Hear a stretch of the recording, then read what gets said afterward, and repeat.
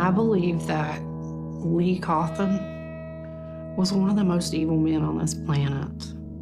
Just telling my story makes me realize how evil he really was. My family and my closest friends have never been told most of what's happened. These are things that I've compartmentalized and packed away for 21 years. But it needs to come out to help other people. If I had had a crystal ball, I could have seen into the future how all this was gonna play out. I would have taken my baby and I would have ran.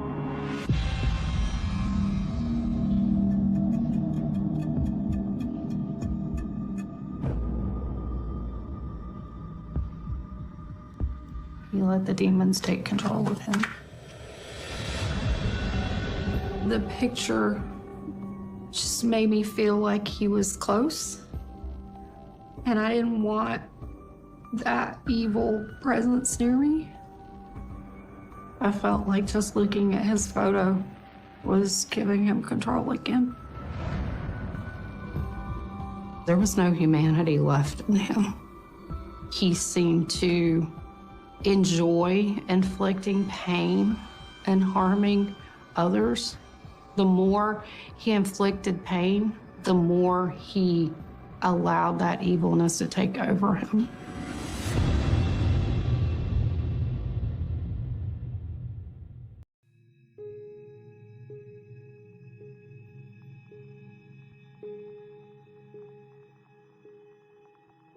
This is a picture of Lee and I during our senior prom. I was a sophomore when I met Lee Cawthon for the first time. When I first met him, he seemed shy and quiet and sweet. Another friend of mine warned me that he had a temper, but at that time, I thought he was misunderstood because he would talk about other kids picking on him. I was young and naive, and I wanted to see the best in him. But as I got to know him a little bit more, I could see that there was something just a little bit off still.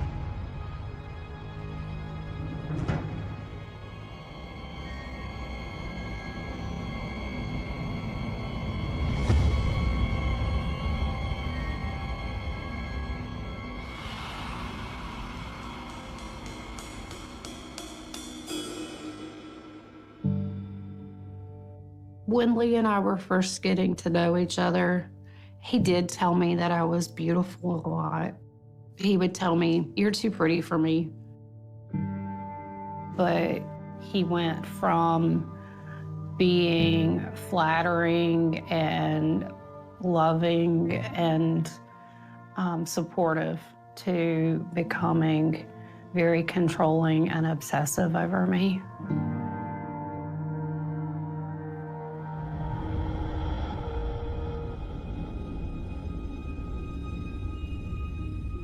I liked to wear clothes that showed off my body and made me look pretty, made me feel good about myself.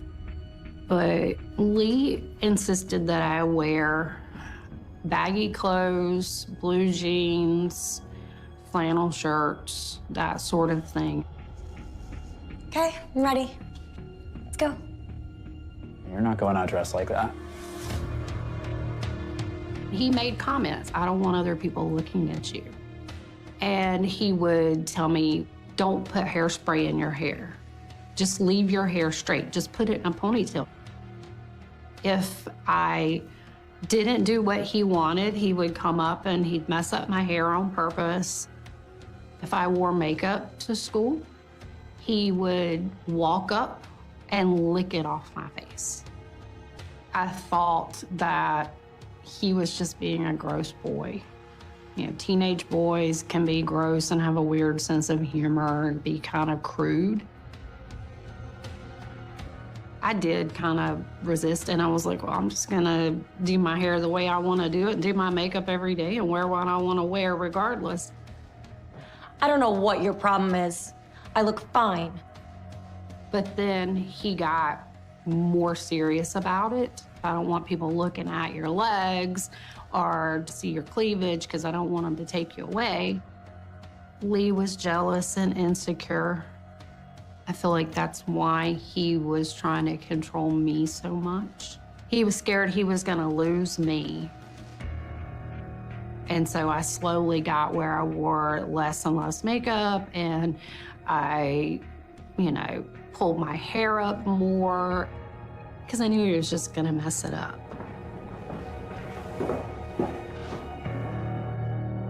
One of the factors in missing some of these red flags was because I did fall in love with him. I'd never experienced what love really should be, and that was what made me so weak.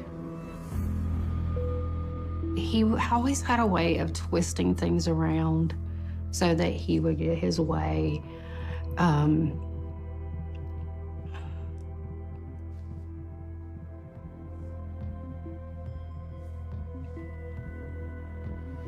Sorry.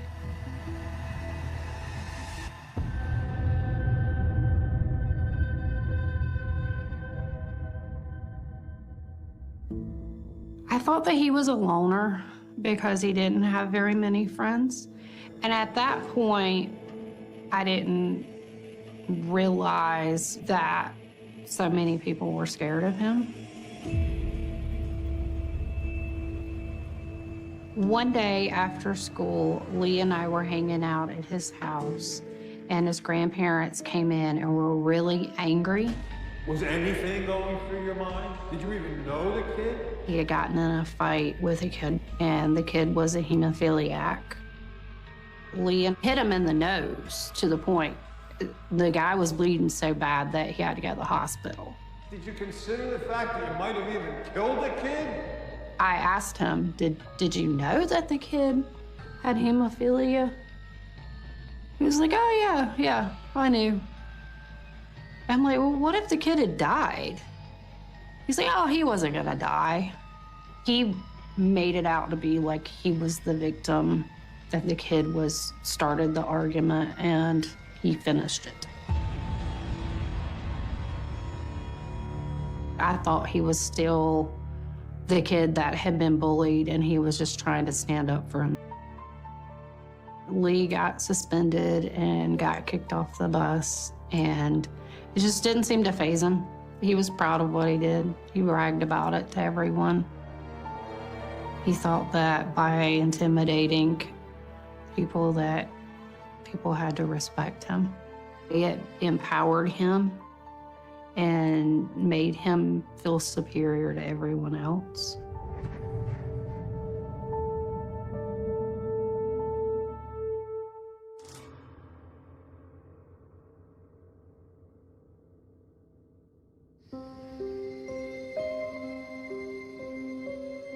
One day I was hanging out at Lee's house. We started talking about the past and things that had happened to us when we were younger before we met each other. He started talking to me about a friend of his mom's, and he said that the guy liked to mess with little boys. And he said that the guy tried to molest him. And he said that he stopped it. And I was like, well, what do you mean? I handled it. How? He said, have you ever heard what happens if you shoot a syringe of air into someone's veins? And I was like, what? Lee told me that he took a syringe full of air and shot it in the guy's vein so that it would send air into his heart and make his heart stop. I remember Lee standing there laughing and bragging about what he had done. He seemed almost proud of himself. At that moment, I really didn't believe that there was truth to it. I thought that maybe he was making up the part about killing the guy to make himself seem more empowered and in control of what had happened to him. Looking back on it now, I have no doubts that he may have done what he said he did. I think that he was possibly admitting to his first murder. That was a huge red flag that I missed, that I was too young and innocent to see. I definitely had not seen the real Lee yet.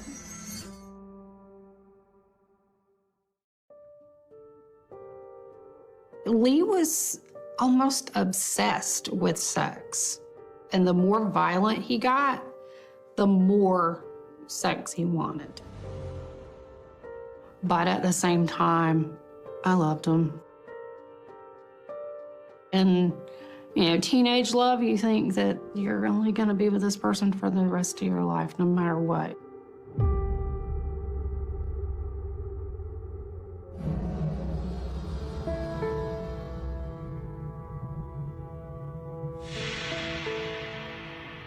It was a typical Friday night. We went to the movies nearly every Friday night, and nothing out of the ordinary. Everything was fine. But when the movie was over, just on the other side of the entrance were two women. They looked to be maybe their late teens, early 20s. They were very scantily clad. Lee immediately draws my attention, like, hey, look at these girls over here. God help me. He was talking about how beautiful they were while we were standing there, making all these comments about how he bet they were good lays, that he bet that they knew what they were doing because they were prostitutes and, well, he said whores, and starts talking about how he wants to them.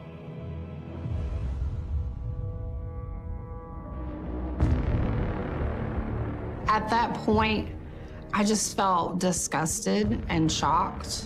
I got upset with him, and we had an argument.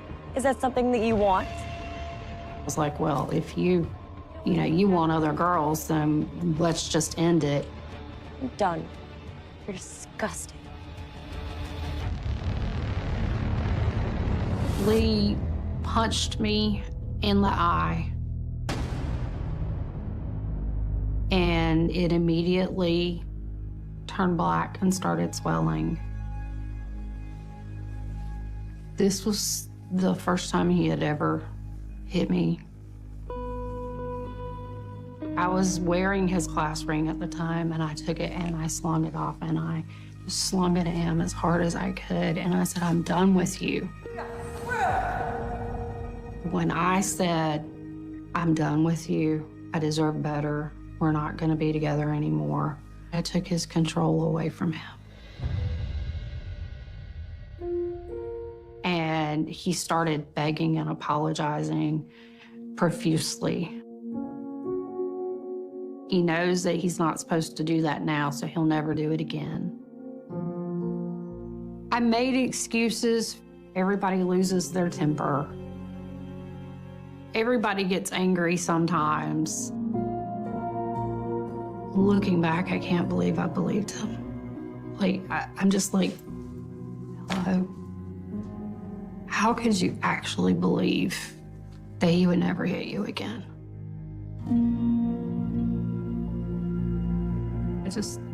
I see so many chances that I missed to get away.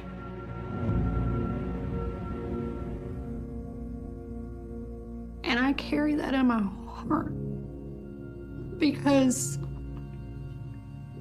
my children suffered, my family suffered because I wasn't strong enough I wasn't brave enough. I wasn't smart enough to just end it when it was first starting.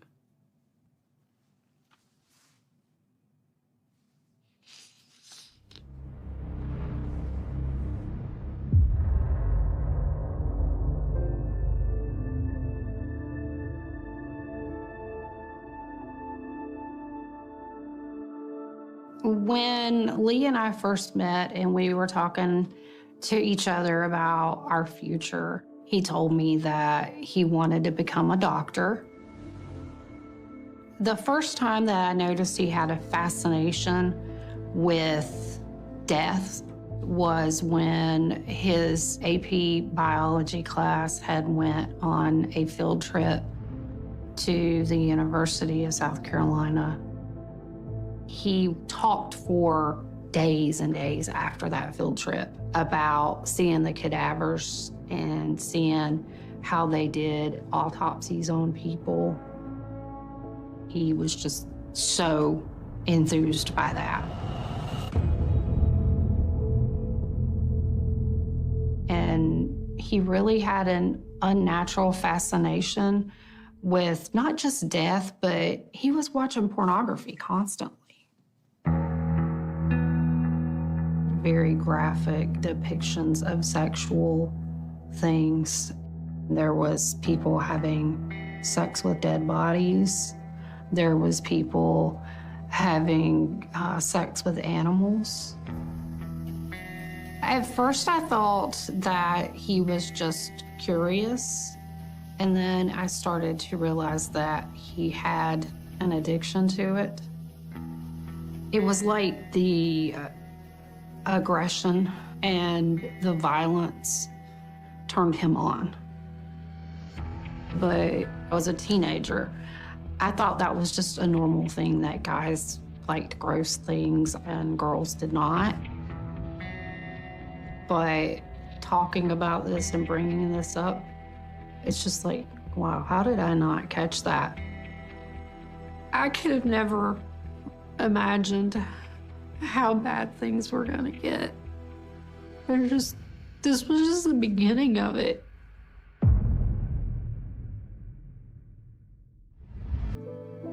Shy teenager who had no idea what the world was bringing her.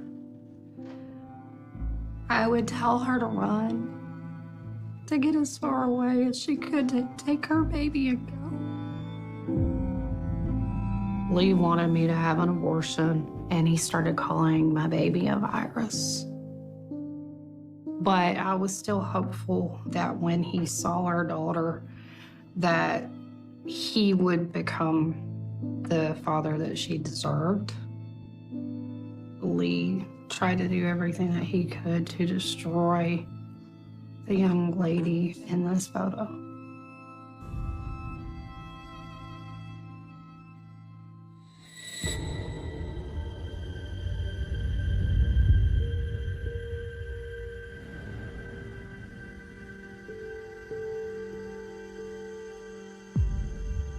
After we moved in together was when I started seeing a different side of him.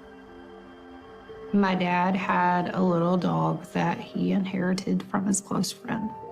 My dad had to go into the hospital for a procedure, and he had asked me to watch the dog for him.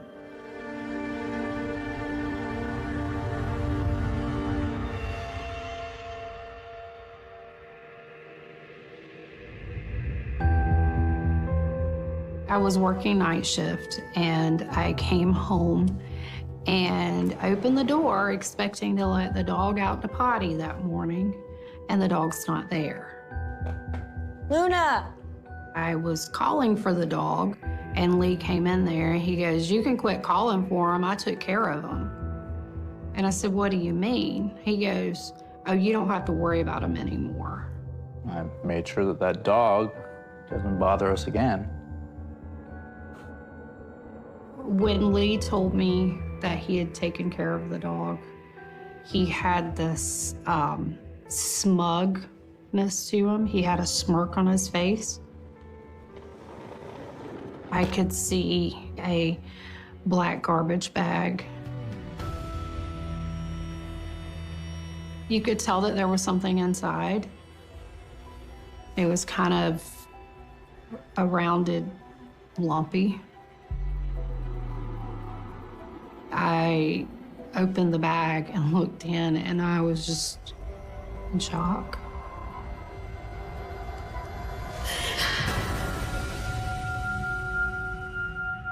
Inside the trash bag was the dog.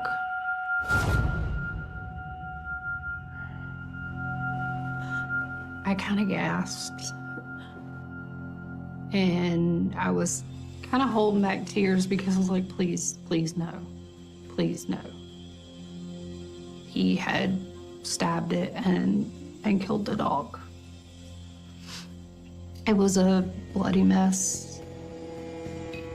I saw blood-stained hair, and I saw cuts on the dog where he had cut the dog.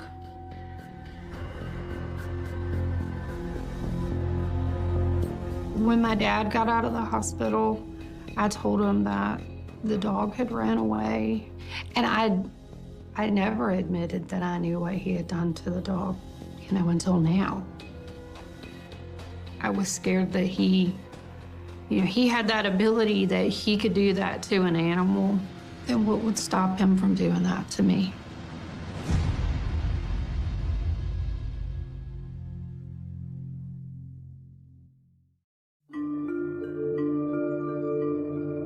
Lee started talking about demons. Like, the demons would make him do things. When Lee would talk about the demons, he would have a blank expression on his face, and his eyes would look dark. It was kind of chilling to see when he would do that. It was like a switch flipping. This one night, we had an argument start because he didn't come home after work like he was supposed to. We're sitting here waiting for you. We're sitting on the bed beside each other. And then he just all of a sudden, like a switch, his pupils just completely dilate. All you could see was black. It looked like something out of a horror movie. He leans over and he just clamps down and bites me on my knee. Bites me to the point where he broke the skin and, like, doesn't let go. What are you doing? Get off me! Get off me! There was something inside of him that was snapping, and a normal person doesn't just lose all compassion and humanity in just a moment like that. It was almost like he was possessed. I was screaming for him to stop, to let me go. I remember hitting him on his back, saying, please stop. And he just kept biting. And my baby was in the crib, screaming her out.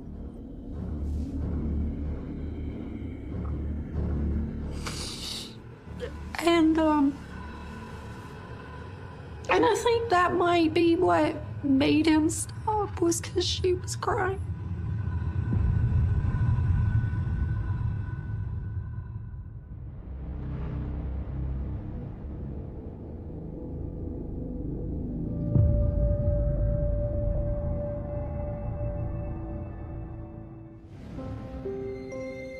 I got a job working in a restaurant, and he stayed at home taking care of the kids. Things were fairly calm for about 3 years. He just seemed more at ease and happy with life. I thought everything was gonna be okay. And didn't last.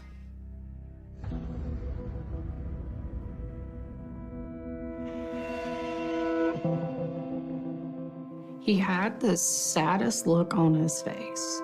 Lee, what's wrong? I was like, what is it? He goes, I know you've been other guys. I looked at him, I said, no, I didn't. His eyes were black, and he started beating on me. He said, I'll stop if you just admit it. And he kept hitting me over and over and over again. He grabbed his gun up, and he marched me down the hallway past the kids sleeping on the couch. Go! Okay. He said, take a good look at your kids because this is the last time you're gonna see them. And he said, you tell them goodbye.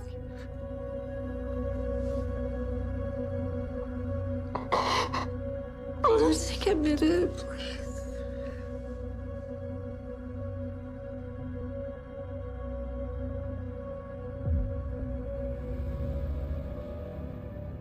He marched me to the door and told me to go outside.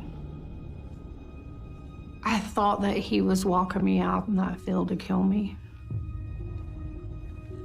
Lee got it in his head that I was cheating on him.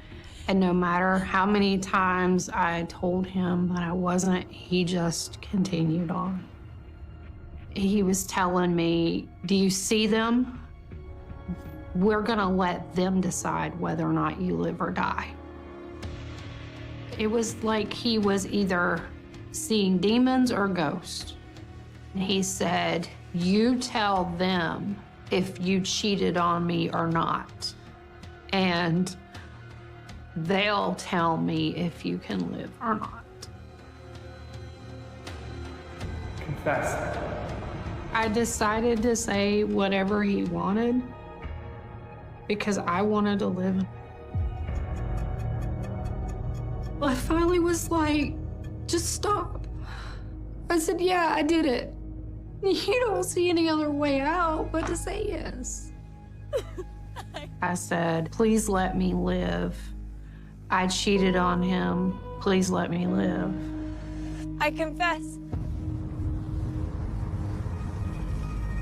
And I don't know who he wanted me to talk to. There was no one there, but I said it anyway. I was standing there for what felt like forever, waiting to see if he was going to shoot me and wondering, will I feel it? Will I know it when it happens? And he just went back inside the house like nothing ever happened.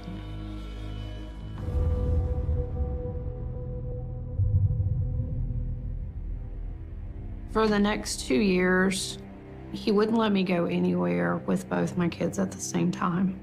He had threatened my father's life if I did take the kids and leave.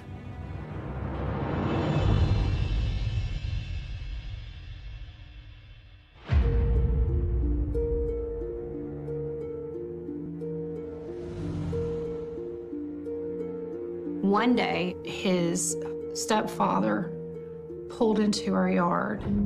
Call the police! Help! He's screaming, call 911, call 911. And I said, what's going on? And he said, Elaine's dead. He said she had fell off the tractor and was wrapped up in the wheels of the bush hog. Lee took off back down the hill, and I called 911 as they were bringing her body up. Lee came back up to the house, and he just gave me a hug, and he went in the house. But he didn't seem crushed like you would think he would be. Good. My daughter told me, she said, Mom, I think I think Lee might have killed Granny Lane Lane. Lee's grandparents had a lot of money and a lot of land, and if something happened to his mother, he would be next in line to inherit it all. My daughter told me Lee was outside talking to Granny Lane Lane, and then he went down the hill with her. Was he driving that mower?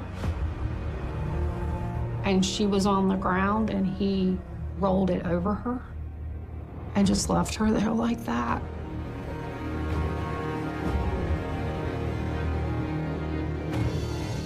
I will always question whether or not his mother's suspicious death was at his hands.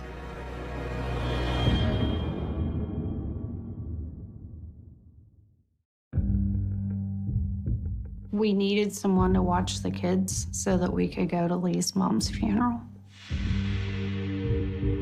Rebecca was Lee's stepfather's niece, who I first met when she was a little girl. Everyone called her Becky. After that first time that she babysat, Lee started finding reasons to have Rebecca over when I wasn't home, when we actually didn't need a babysitter. What I did not know at that time was that he had ulterior motives. One night, I came home from work early, and they were making out on the couch. She was around 15, and he was around 24. I looked at her and I said, "You need to leave now." And that's when he got mad at me and came at me and was telling me that I wasn't going to keep him from his happiness. He got it in his head that he wanted to have a relationship with her, and he wanted to be able to have me and her both. He said, "You're gonna like this or else I'm gonna handle you."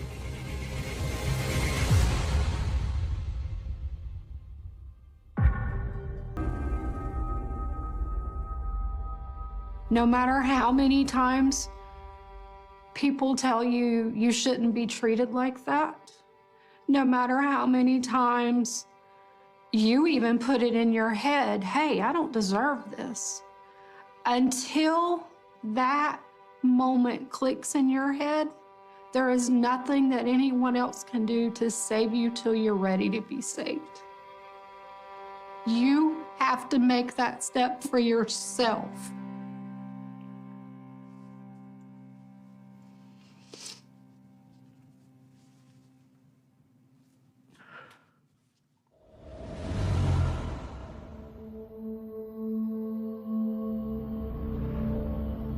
Hey guys, I'm here. There was a night when Lee's brother was coming to visit. He sat down on the couch and he looked at me and he said, "Jenny, what's going on?" What's the matter? And I said, "Oh, he's in the bed with Becky." He looks at me and he says, "Jenny, you don't deserve this. Why don't you just leave? Just go." In that moment, it was like it clicked. I was like, okay, yep. I looked over and saw the car keys laying beside my purse. My kids were asleep on the couch. I nudged my daughter and I said, "Do you want to go?" Like, just nudged her awake. And I said, "Do you want to leave?" And she looks at me and she says, "Yes, Mommy." And I said, "Okay." And I grabbed up my son. We left with just the clothes on our backs and we snuck out the door. and I put the kids in the back seat. I was scared that Lee was gonna come running out behind me or jump in his brother's car and take off after me. I kept driving until I got to the next county over. I went to the sheriff's department.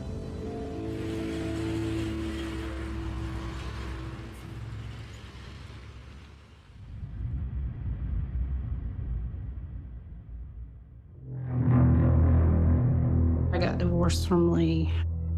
The judge granted me a lifetime restraining order and full custody of my children. I was trying to move forward, but it was haunting me.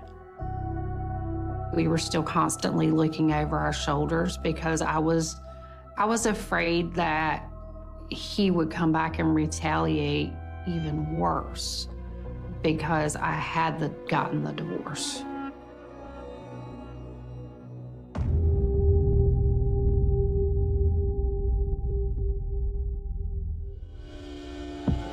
One day I was at home and I received a message. It was from a friend of mine, and they shared the link for the article about Rebecca being missing. I immediately thought either he has her locked up or he's killed her and hid her. It was sinking in a little bit that if he's gone off the rails and killed her, then we're next. He's coming after us.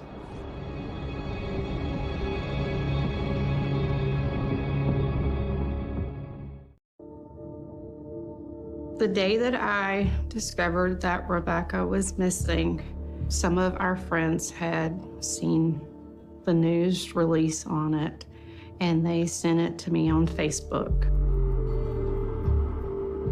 When this was shared with me, my heart stopped. Within just a few hours of seeing the flyer, I spoke with the police to try to help give them ideas of where they could look for her. I told them then that if they had not searched the property yet, that they should search his grandfather's automotive shop. The attic had been converted to a hidden bedroom, and that there was also a oil pit where his grandfather would pull vehicles over top of to work on the underside of them. These are locations that Lee had specifically mentioned in the past. Years before, he had bragged about how easy it would be to hide a body on that property. A few days later, they had found her in the oil pit in an oil drum.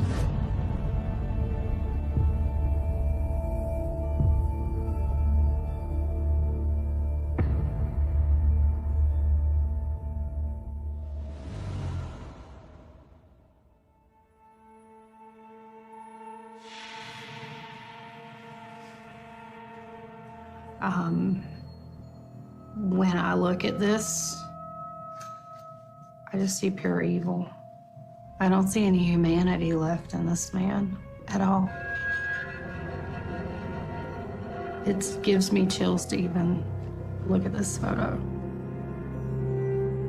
I told my kids what had happened, and my son broke down because he said, "Mom, what am I gonna do? I'm the son of a murderer." But I just really don't want to look at his face anymore. If we can, please.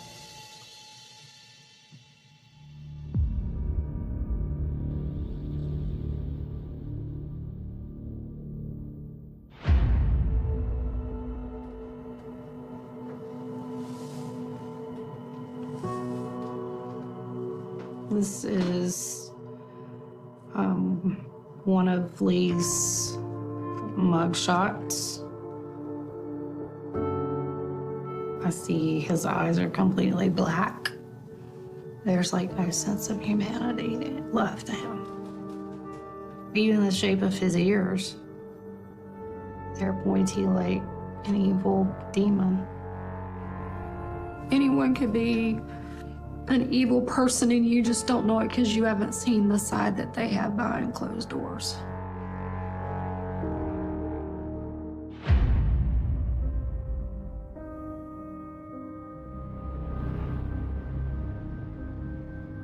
In October of 2021, I got a message from a friend about Lee dying. I feel like by ending his own life, he got away with what he did because he found the easy way out. Now the truth is out and people know how evil of a man he was. With Lee gone now, he's still a monster that haunts our dreams. My family still struggles so much because of what we've been through that I still carry that guilt that I didn't get them out soon enough. I'll probably always question if there was something more that I could have done. If I had prosecuted him for domestic violence, maybe he would have never had the opportunity to get to that point to become the murderer that he became.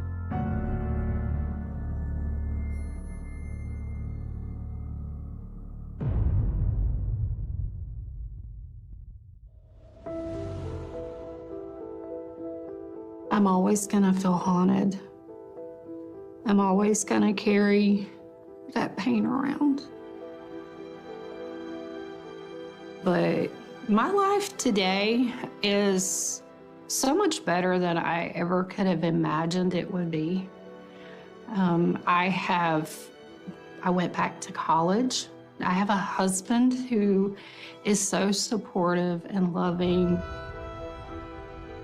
I do everything that I can to pay it forward for all of the kindness that was shown to me and my children, and all of the help that we received when we were escaping Lee. I have volunteered with women's domestic violence services. I do everything that I can to try to help save as many women as I can. If there's anyone seeing my story and they're in a similar situation, please get out. Get out now. Don't put it off. My children and I were blessed and we were lucky that we made it out. But it very easily could have been the kids and I instead of Becky.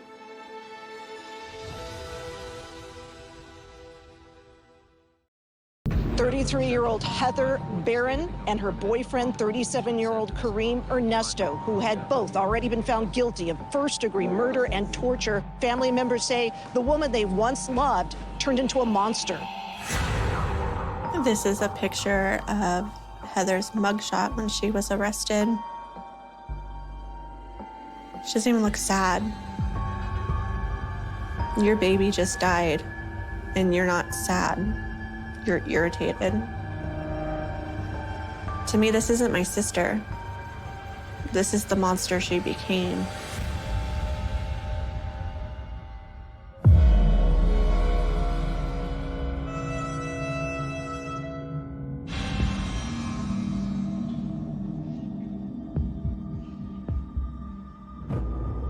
I never thought she was capable of doing what she did, that she was so evil. I feel like it was yesterday, and then I start to think what Anthony went through, and I feel guilty because I made that promise to him that I was going to protect him, and I wasn't able to.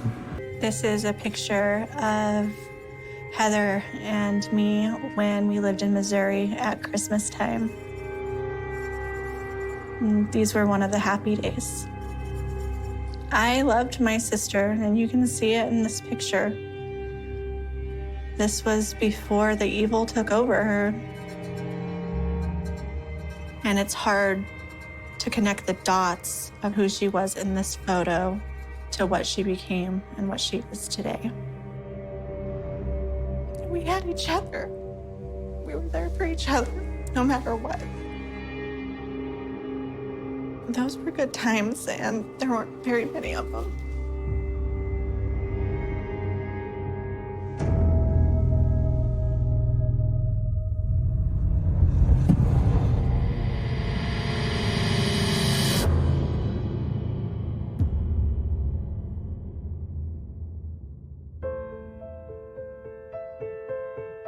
There are 3 of us, myself, and my brother David, and my sister Heather. I am the oldest, and then my brother is 2 years younger than me, and then Heather came about 1.5 years later. David and I have always been really close. We had the same friends, we liked the same music. We've always had a really good bond. Heather always had a little bit of a different personality. She didn't really click with us. There was just something off. Heather had multiple personalities as a child. When certain people were around, she was a happy princess, and when other people were around, she was screaming and acting crazy. She often liked to play the victim and get me and Crystal in trouble. I have this one instant where I was in my room watching TV. She wanted to do gymnastics, so she would often walk on the bed like a balancing beam. And she slipped and fell, and she hit her mouth on the wooden bed frame. She told my mother that I threw a sandal at her and made her fall. I've had enough. And my stepfather got home, and then he started beating me. Ow, please. She was crying hysterically, but as soon as I started getting punished, the crying stopped. Then she just watched me with this little dead blank face, just watched me get beat. And I asked her why she did that, and she said because it didn't faze her that she just caused all this pain to me. And it just terrified us knowing that she can say anything she wanted at any moment, and we can be tortured for it. When she would get us in trouble, knowing what the consequences were, it made me feel worthless, that I didn't matter.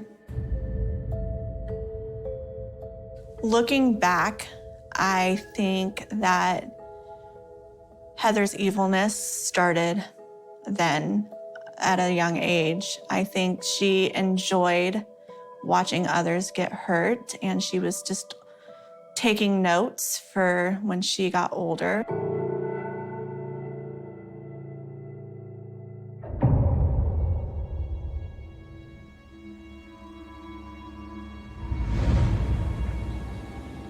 After school one day, I had a friend come over, and no adults were home.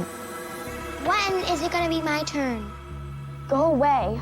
And Heather wanted to play with us, but I wanted to hang out with my friend. Heather was set off very easily, and she grabbed a butcher knife and got an evil smile on her face and said, "I'm gonna stab you." And then proceeded to chase us around with a butcher knife. I was terrified. I thought she was really going to try to kill me, or my friend, or my brother. Put it down! I can still see that look in her eyes. It was just evilness took over her. The more we begged her to stop, the more it fueled her.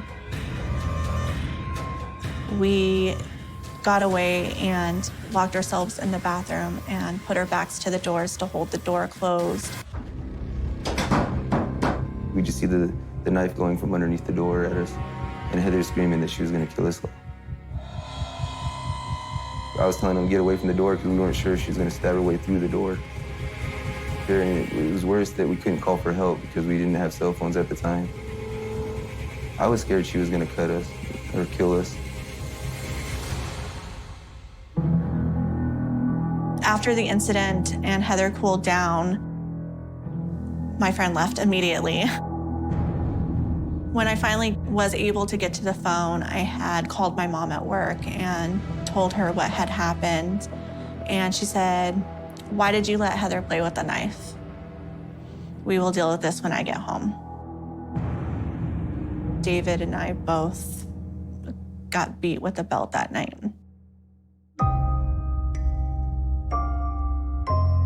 Heather got to kind of just sit back and not just kind of peek, but she would make eye contact with us and just watch it. I try to forget a lot of the stuff that happened to me as a child. I get bits and pieces, but there was a lot of things done to me that no kid should have ever gone through. As we got older, my mom came up with new punishments because it wasn't hurting us enough. The punishments that we did were insane. It was more torture than a punishment. And I'll never understand why my mother let that happen to us. It's just reliving all these childhood memories that I forgot about. They're all just kind of rushing back to me.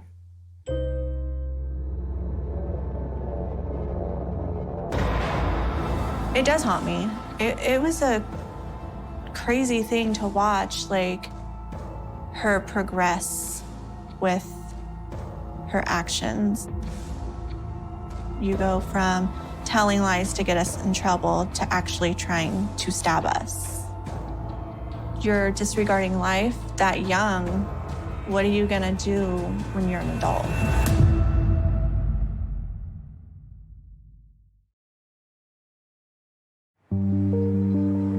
When I was 16, I ended up getting pregnant and married. After I moved, Heather and I started writing to each other like pen pals. I felt like we were starting to get that sisterly bond that I desperately wanted with her. I felt like Heather had finally matured and realized, hey, I do love my sister and I do want to be a better person and a good aunt.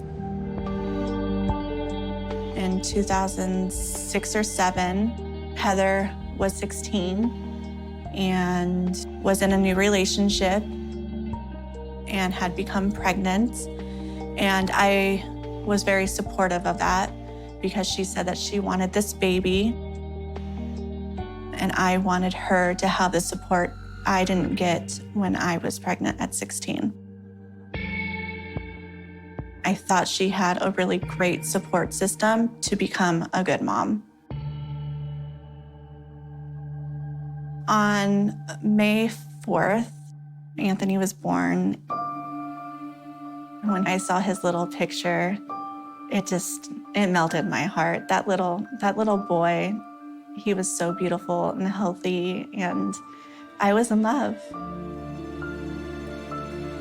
So Anthony was special to us when he was born. He was the first boy in our family. He brought all of us together. We forgot all the past, and we were all just there for Anthony. Heather looked like she had some kind of happiness in her eyes. But deep in my heart, I kind of feared for this child.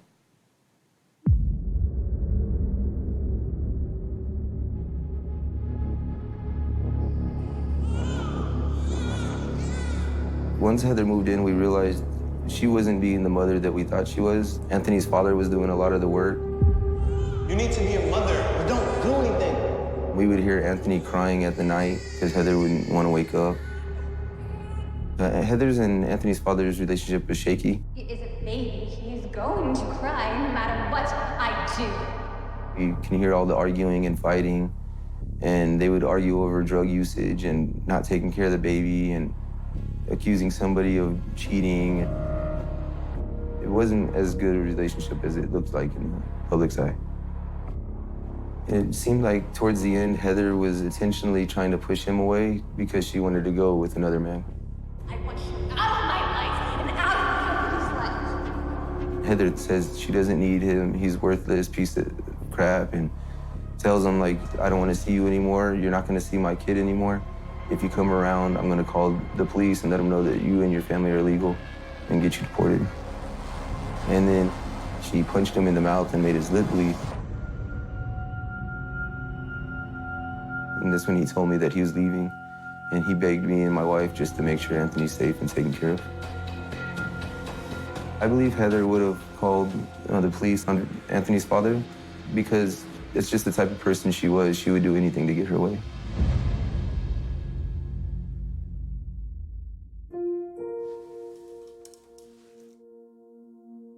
This is a picture of me and Anthony.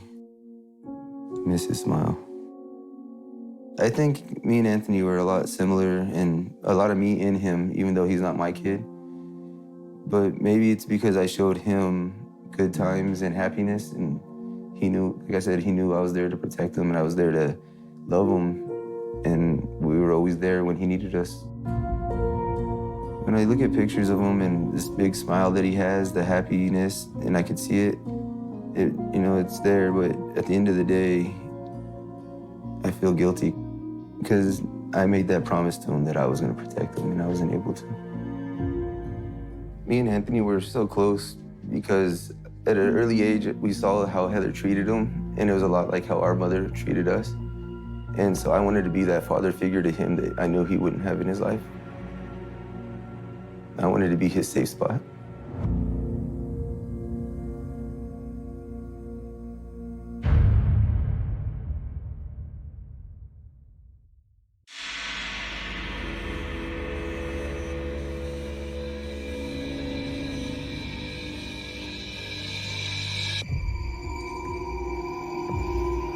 Heather had a very short fuse when it came to her own children. She would snap at them for any little thing. She would throw things at them, call them names. One day, Heather came over with Anthony, and Anthony was being a little wild. He had been cooped up. He was excited to be at my house, and Heather kept yelling at him, and she eventually grabbed my vacuum and hit Anthony with the hose to my vacuum. Anthony's whole demeanor changed right in that very moment. He went from wanting to play and having a lot of energy to just shutting down and crying. I quickly told Heather, "What are you doing?" You hit him? Heather told me to basically mind my business and she would punish her children how she found fit. I was really angry at my sister and confused on how she could do that to her child, especially knowing what we've been through. There's discipline and then there's taking it too far, and I felt I'm out here doing some follow-up on a referral called into Children's Services. Yesterday, late afternoon, early evening. All right, so it must have been baby daddy. Hi, buddy. How are you? At this point, I had already made several reports to the Department of Children and Family Services, and nothing was taken seriously. Heather always had a believable excuse for it. Oh, this kid threw a toy at that kid, and that's where that bruise came from. Or this kid ran into the coffee table when they were running and fell. They got into it, brothers fighting. And, Okay. Junior had scratches from Angel digging his nails into him. Okay. And then Angel had a little bruise right here. Heather didn't know I was responsible for DCFS showing up at her front door. If Heather knew I was the one making reports, she would have cut me off and I would have never seen the kids again. So for me, it was very frustrating and heartbreaking that nothing was being done. Okay. All right. Thank you. Have a good day. You too.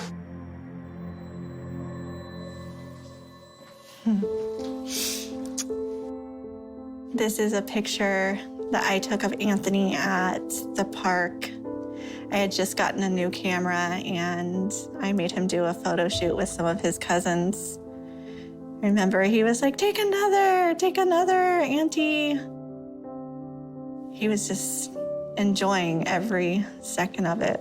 And these are the times that I know he was truly happy. He was a very loving child. He loved to hug. He loved to make you laugh. So one day there was a football game on, and I invited a couple friends over. I invited Heather over, and Kareem ended up showing up. I met Kareem at a warehouse job we were working. He was talking about his 2 daughters that he had, and then kind of became friends. The day I met Kareem was at my brother's house for a party. And I just remember, like, I got a really bad vibe from him. And I knew that he was my sister's type. And I immediately turned to her and I remember saying, don't even think about it. Don't. There was something about him that just turned my stomach inside out. It was just this gut feeling that he was bad. We didn't know that they were dating until they were like a good month and a half, 2 months into their relationship. And that's when Kareem moved into Heather's apartment. It's really hard to put into words how it feels, but I'm gonna feel guilty the rest of my life. It's just, if I would have never introduced them, it wouldn't have happened the way it happened. My wife tells me all the time it's not my fault, but deep down inside, I'm the one that introduced the two. And that's how I'm gonna feel probably for the rest of my life.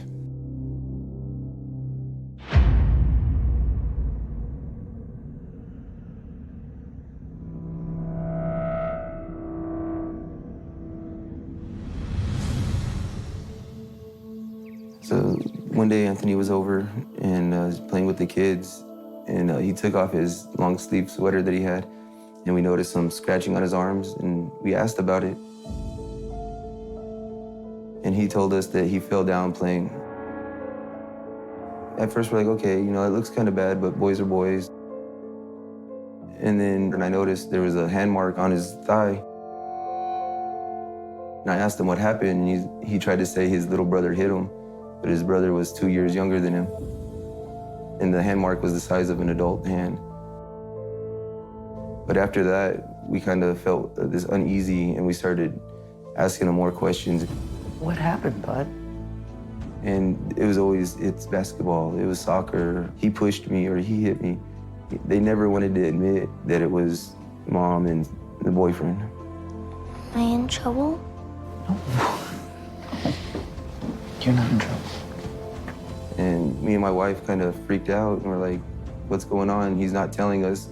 And in my mind, I'm freaking out more because what happened to us as children, I used to have to say those things. And that's why knowing that Anthony went through the same things I went through hurts even more, because I know how he felt at times. And I was terrified when I went through it, so I can only imagine what he was going through.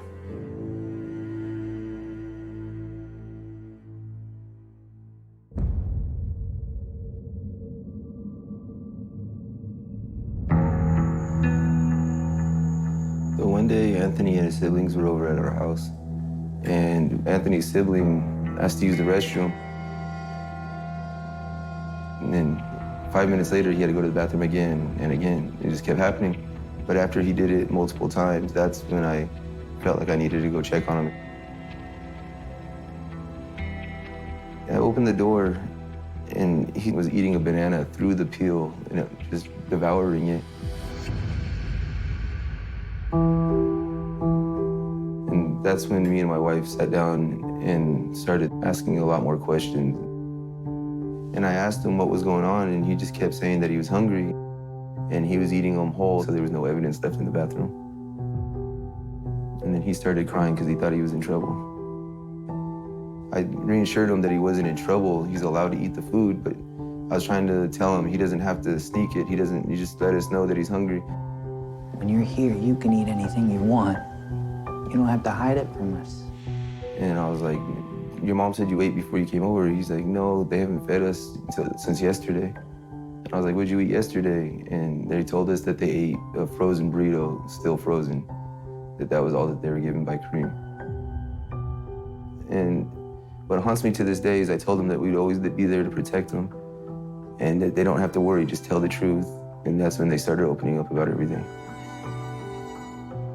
And so once he felt safe in telling one story, another story came out, and another one, and another one. It just hurts knowing that somebody can treat kids that way. I would never treat my kids that way.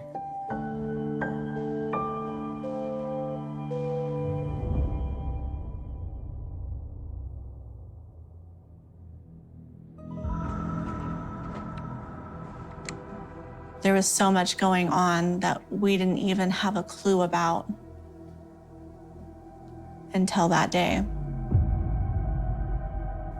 Kareem would grab the boys by the ears and twist them. He would yell at them, throw things at them, make them fight each other. They were taking food out of the trash and eating that just to get something to eat. And I told David, we have to do something. It's only getting worse. And David said, I'm gonna call 911 when Heather shows up. It was such a risky call for us. We were gonna lose the kids and access to the kids if the allegations were made and Heather got the kids back. But something had to be done, and we were willing to take that risk to try to help our nieces and nephews.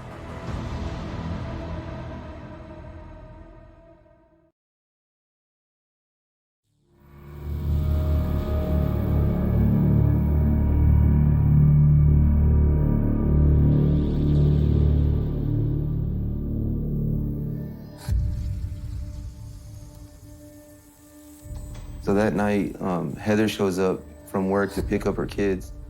Where are the boys? And that's when we tell her, you're not taking the kids home, we're keeping them. And Heather tried to force her way upstairs, and my wife just blocked the stairway. My priority was always the kids first, and then my sister.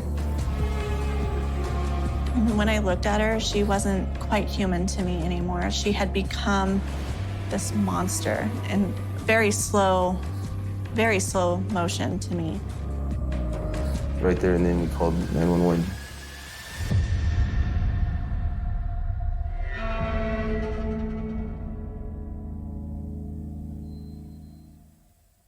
Whenever you're ready, go ahead. I snuck in and talked with a couple of the kids, and a couple of the kids have told me some things that make me not want to release them right now.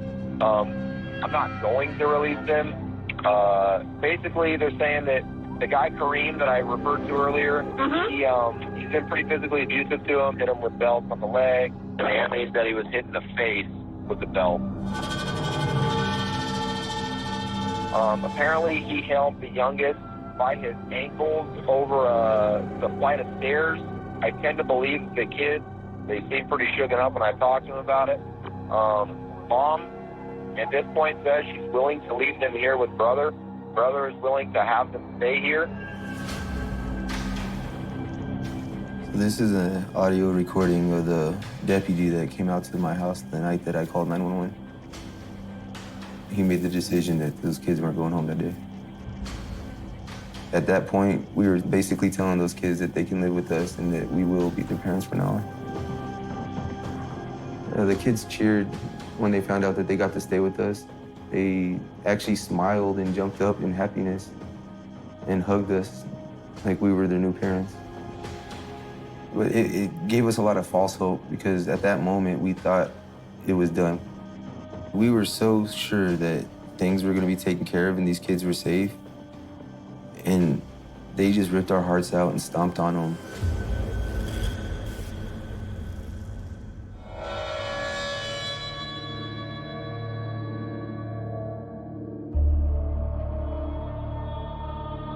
Heather told them Kareem was never gonna be around anymore. They were gonna go to the park, their lives were gonna be happy, she was gonna be a better mom, but the kids had to tell everybody that they were lying. And that's what they did. And they told me that at the end of the week, we were gonna have to return the kids.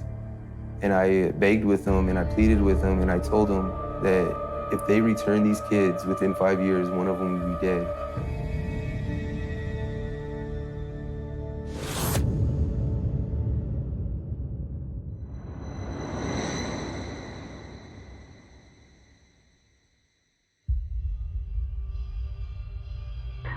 What's your emergency? My son's not breathing. What's that? My son's not breathing. Okay, what's your address? 516. Come on, can you hurry up? What happened? Well, he hit his head yesterday, and he was fine, and then today he was acting like kind of weird. Just kind of out of it? He's not breathing anymore. That was the 911 call Heather made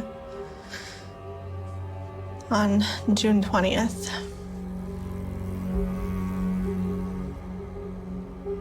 She was doing her fake cry, and that she always did to get us in trouble. She had a lot of practice. She was already planting the seed that he hurt himself in this call. She already knew what she was going to say. She already knew how she needed to act. It's infuriating. When first responders got there, they said that he looked like a zombie. Anthony was probably laying there for 3 days before they called 911.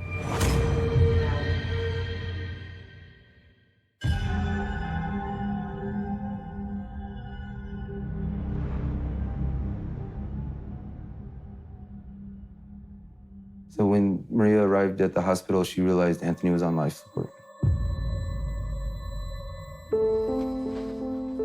The way Maria described him said he wasn't recognizable. He was so skinny. He was taller than we remember. All his ribs were exposed. He had like no muscle on his arms. It was just super skinny.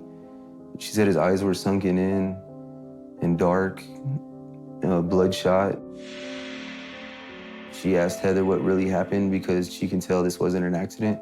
And Heather got upset and asked the sheriff that was standing outside the room if she could have Maria. About 6 o'clock in the morning, I received a phone call from Maria saying that they were going to take Anthony off of life supports, that his body couldn't fight any longer. He was brain dead. And just 30 minutes later, Anthony was gone.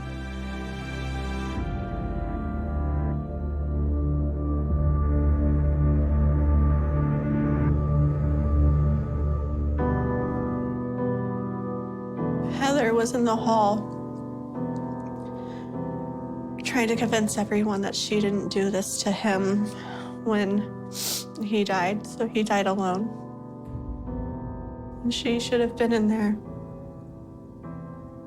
making him feel at least a little bit loved, knowing that was the last thing he was going to feel, instead of making him feel alone and unwanted and unloved.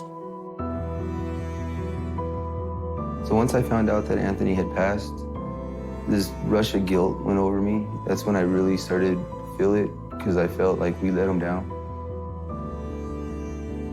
If I could say anything to Anthony right now, I'd tell him I'm sorry that I wasn't able to protect him at the end.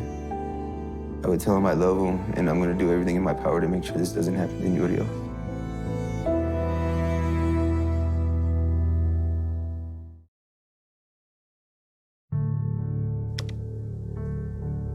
He's got cigarette burns all over him. I really doubt that.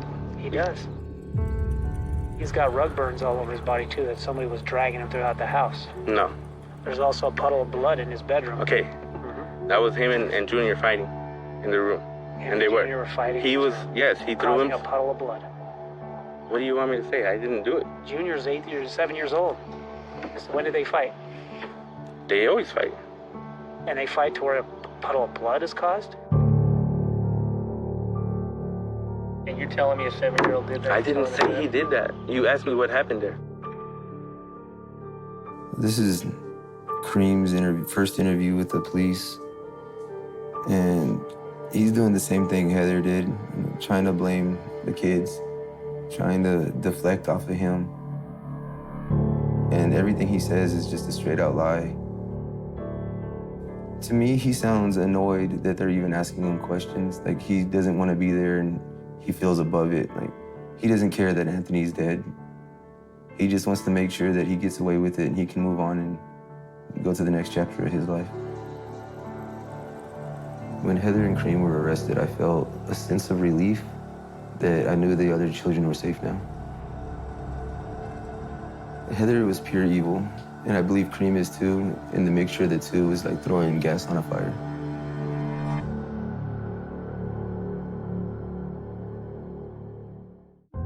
Heather Barron faces murder and torture charges for killing her 10-year-old son, Anthony Avalos. The first time I saw Heather in the courtroom, she wouldn't look at us.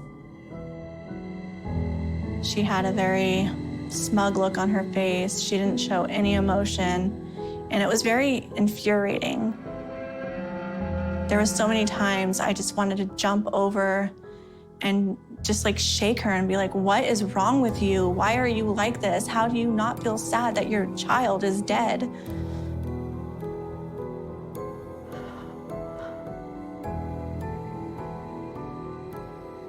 I am very angry. That was her baby. Her job was to protect him.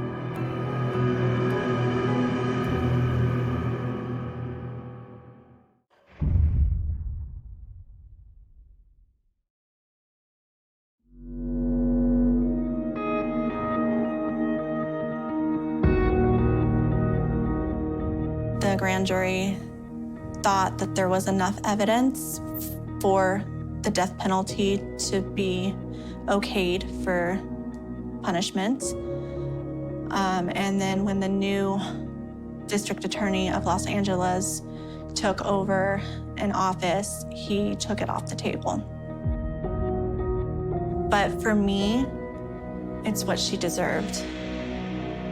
I never thought I would say my sister deserves the death penalty, but that day has come and she's no longer my sister. Why did I survive and he didn't?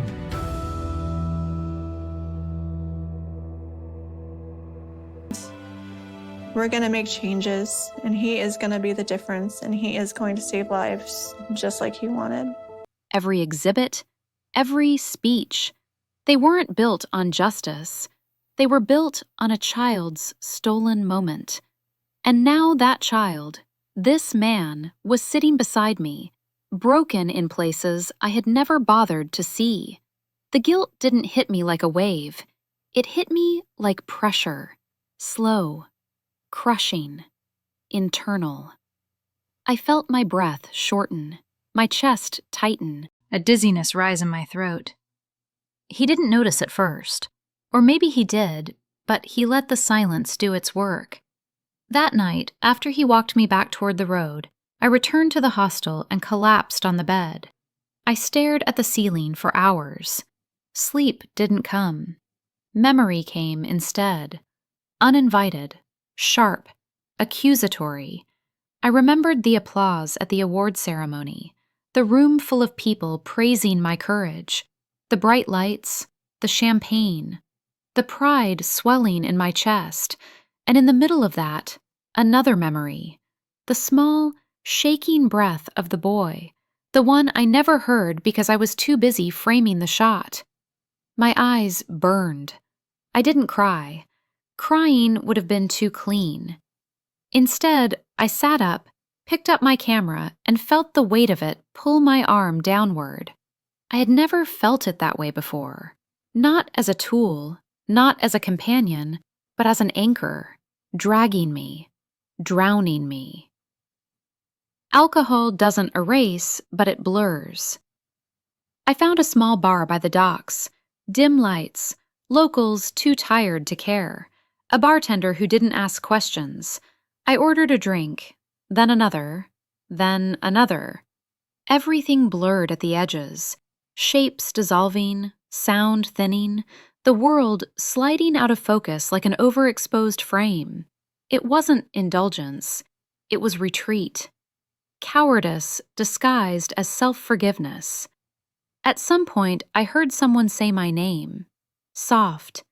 Impossible. I turned too fast.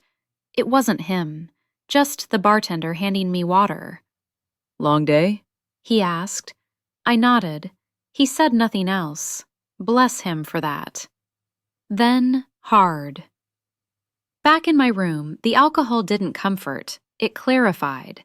In the worst possible way. I realized something I hadn't dared articulate. I came here hoping I could turn his pain into my redemption. A final arc. A beautiful closure. A story that would make my legacy whole again. But his pain wasn't an arc. It wasn't a theme. It wasn't a narrative device. It was a life. A damaged one. A real one. And I had no right to shape it. Not anymore. At dawn, I returned to the cliff, alone. I needed the sea to steady me. When I got there, he was already standing at the edge. He didn't look back when he spoke. You shouldn't come again unless you're ready to let the photograph die. My breath caught. My body froze. He turned. For the first time since I met him, he looked directly into my eyes. I'm tired of being the boy you saved, he said. I want to be the man I became. Then he stepped closer. So close, I felt the heat of his anger and the cold of his grief. If you want to be here, he whispered, you'll have to let the camera go. His gaze dropped to the strap around my neck. Break it, he said, or leave. My pulse hammered. My throat tightened. The world narrowed. Break it? My camera? My identity? Everything inside me spiraled. Fear, shame, pride, history. The entire architecture of who I thought I was. Shaking, trembling, collapsing. He waited, silent, unmoving. The cliff wind roared. The waves crashed. My hands trembled violently as I reached for the camera. And then, I held the camera in my hands the way a person holds a memory they don't know how to end. My fingers curled around the strap. My pulse hammered through the leather. Break it, or leave. His voice lingered in the wind, not as a threat, as a measure. A truth he needed me to face. I couldn't move. Not at first. I had spent most of my life building an identity around this object, this weight, this cold, rectangular witness. It was how I justified my presence in places of pain, how I convinced myself I had purpose, how I erased the guilt that seeped in after every shutter click. But the longer I stood on that cliff, the more I felt the camera trembling in my grip, not from the wind, from me, from the knowledge that I had hidden behind it for decades. He watched me silently. No anger now, just expectation. A tired, brutal compassion. The kind that forces growth rather than granting comfort. My breath shuddered. I looked at him. Really looked at him. Lines carved by stress. Eyes hardened by surviving too much, too young. A posture shaped by years of carrying a story not of his making. And suddenly, the camera felt wrong. Too heavy. Too familiar. Too much like the original sin of our connection. Slowly, carefully, I lowered it to the ground. His shoulders dropped with relief. He didn't smile. He didn't soften. He simply nodded once, as if acknowledging a truth neither of us wanted, but both of us needed. "I'm not going to break it," I said quietly. "I don't need to destroy it to understand what it has done." He inhaled deeply, held the breath, let it out through his teeth, a release decades overdue. "Then come," he said. "Walk with me." We left the cliff, walked along a narrow dirt path toward the lower town. The sun was rising, soft gold spilling across rusted roofs, fish crates, sleeping dogs. Every few steps, I caught myself glancing back at the cliff, expecting to see my old life lying shattered there. But the camera remained where I left it, silent, still, obedient. He didn't speak as we walked, and I didn't fill the silence. The collapse had stripped me of that reflex. He led me to a tiny shack near the cannery, barely large enough for a bed and a table. A kettle sat on a rusted stove. The walls were lined with scraps of paper, drawings, dates, a map of a life held together with tape. "Sit," he said, not unkindly, but not gently either. I sat, hands folded in my lap like a reprimanded child. He boiled water, made tea, handed me a mug. Hot. Too hot. I held it anyway. He sat opposite me. We stared at each other for a long, measured moment. Then he said, "You're finally ready to listen." I nodded. I didn't trust my voice yet. He rubbed his hands together, slow circles, grounding himself. "I want to tell you something I didn't say yesterday," he began. "Something I've never told anyone." His eyes flickered. Fear, resolve, pain. Layers. Deep ones. "When that photograph came out," he said, "I didn't understand why people were looking at me like I was broken." He paused, swallowed. "For years, I thought I really was broken. Not because of what happened during those clashes, but because the world kept telling me I should be." A breath caught in my chest. He continued, "Everyone treated me like a symbol, a child marked by violence, a reminder of the country's shame." His voice trembled, barely, but enough. "And I started believing it," he whispered. "I started shaping myself around their expectations. Every time someone flinched when I entered a room, I thought, yes, that is who I am." He looked at me then, directly, into the marrow of me. "And that's what I've never forgiven." My throat tightened. The room felt too small, too intimate, too honest. He leaned back, ran a hand over his face. "The photograph didn't ruin my life," he said. "People's reaction to it did. The way they treated me. The way they stole my own understanding of myself." He let out a shaky breath. "You didn't create the violence, but you froze me in it." The words hit like a slow, devastating tide. Not sudden, but relentless, saturating everything they touched. I nodded. Tears didn't fall. It wasn't that kind of grief. This was a grief that pressed inward,